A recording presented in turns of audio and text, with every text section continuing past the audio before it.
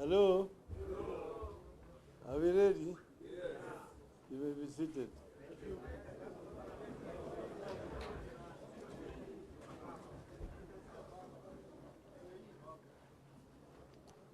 So, Mary, are ready? Yeah. Well, a statement on the second Kamukunji protest, July 12, 2023. The second Kamukunji meeting got off to an excellent start and proceeded across the country. Kenyans have come out in their numbers in eastern, northeastern, coast, Nyanza, central, western, Rift Valley, and Nairobi. As we had said, Kenyans returned in the second wave of new masses, on board in search for better life for themselves. People are determined to decide for themselves how they are going to shape their day to lives, and now that they have been abandoned by their leaders. People have come out even in the most remote parts of the country to express their displeasure with the Ruto regime. The message is out loudly and clearly that Kenyans are tired. Watu wamechoka. Kenyans are tired. People are tired of new promises on top of old promises. People are tired of being ignored. People are tired of being told what to do and when to do it. People are tired of going to bed hungry, facing the new day hungry, and returning to bed hungry. People are tired of walking from one corner of this city to another, one town to another, one office to another, trying to find a job and finding no job. Parents are tired and ashamed of returning home empty-handed in the evening after an all-day struggle to get something for their families. People are tired of economic and social stagnation they find themselves in. People are tired of rules and askaris everywhere whose sole purpose is to kick every coin we make and take it to Ruto as tax when we go home with nothing for our families. Unfortunately, our otherwise peaceful protest has been accompanied by injuries and possible deaths in various parts of the country. Police have shot, injured, and killed protesters in various parts of the country, including here in Nairobi. Scores of protesters have been arrested for participating in an exercise that is clearly protected by our Constitution. As usual, it is the police maiming and killing the people. Slowly, ours is degenerating into a police state. We must not allow it to happen to our country again. We have always said that these meetings remain peaceful until police decide to break them up with bullets and tear gas. On Monday, I was able to get into town, address Kenyans, and disperse peacefully without any injuries or deaths. This was because police did not try to break up the meeting. Yesterday, we were at Kenyatta Market. We were able to have lunch and hold impromptu meeting with the people that ended peacefully because there were no police. All our engagements are peaceful until the police show up. Late last night, we received intelligence of a most heinous plan by Kenya Kwanza to ferry armed goons who would attack peaceful attendees of our rally in Kamkunji. These goons had expressed orders to shoot directly into the crowd while enjoying police protection. Early this morning, our crew, who had been sent to set up the stage at Kamkunji, were attacked and their equipment damaged. Some were arrested. In line with the intelligence we received, armed goons have this afternoon descended on Kamkunji grounds and shot indiscriminately into the crowd. Police have used water cannons to disperse those peaceably assembled there. In order to protect our people and avert more injury and loss of lives, we have taken the strategic decision not to proceed with the rally at Kamkunji grounds this afternoon. In any case, the police have made the point.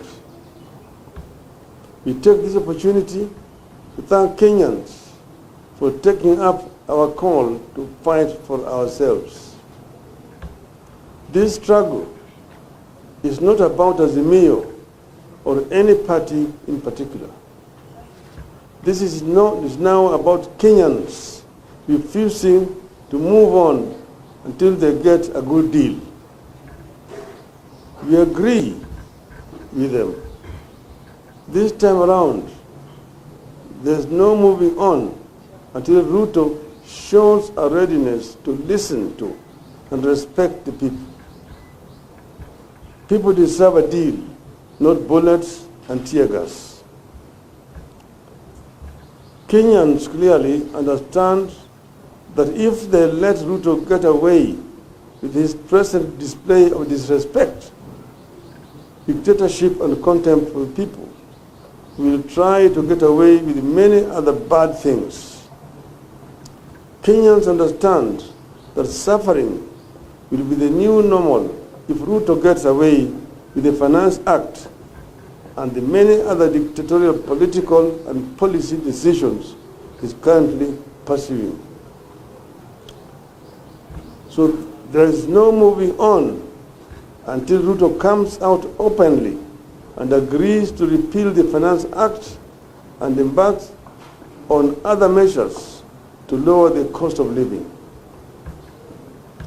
There is no moving on until Ruto comes out loud and clear with the need to have a bipartisan reconstitution of IBC, reinstatement of the fired IBC commissioners, until he commits to respect and stop interfering with other political parties.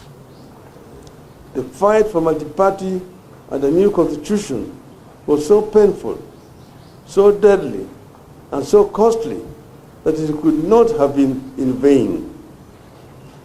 We did not fight for a new constitution and multi-party only for Ruto to take us back to the 1980s. Kenyans will not accept it. It will be trial by fire many times, but we have been through trial by fire before. So we soldier on. As Kenyans, you have a duty to liberate ourselves as we have always done. It has never been easy. It will not be easy, but it has to be done.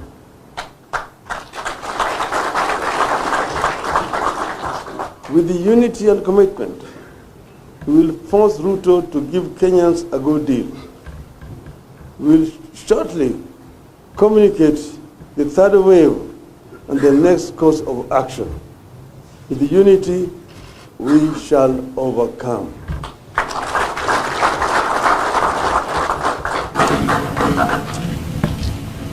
Any question?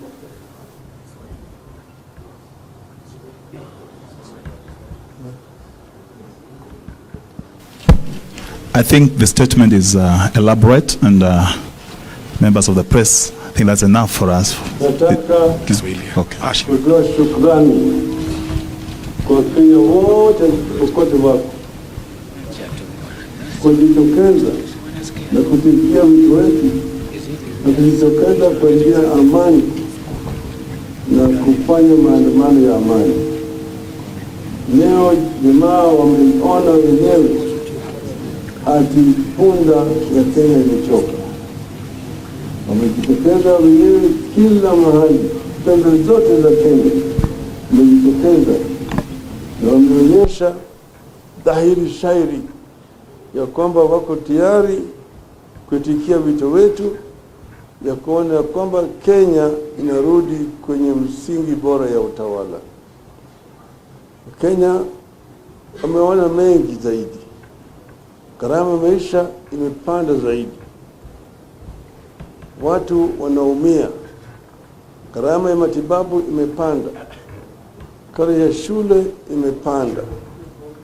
Nauli imepanda.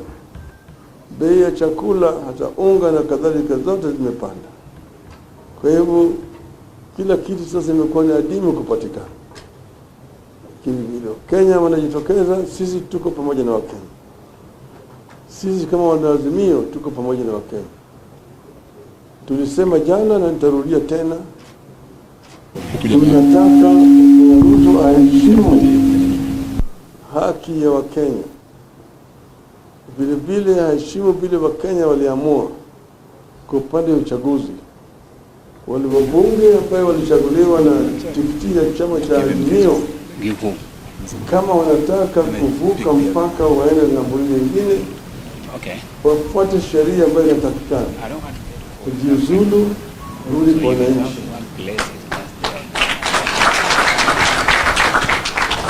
Vile tunasema waache kujaribu kunyakua vyama vya Azimio kama Jubilee Party kupitia kwa ile mahakama Karagosi ambayo ameunda Political Party Tribunal.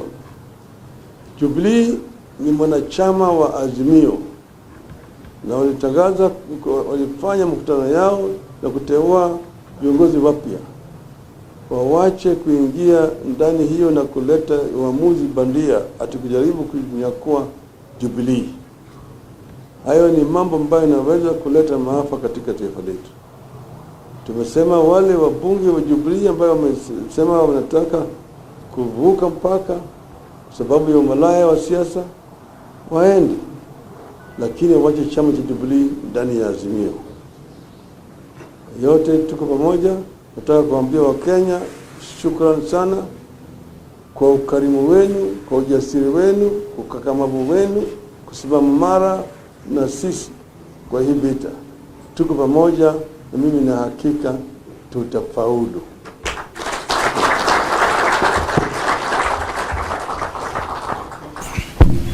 Asanteni sana.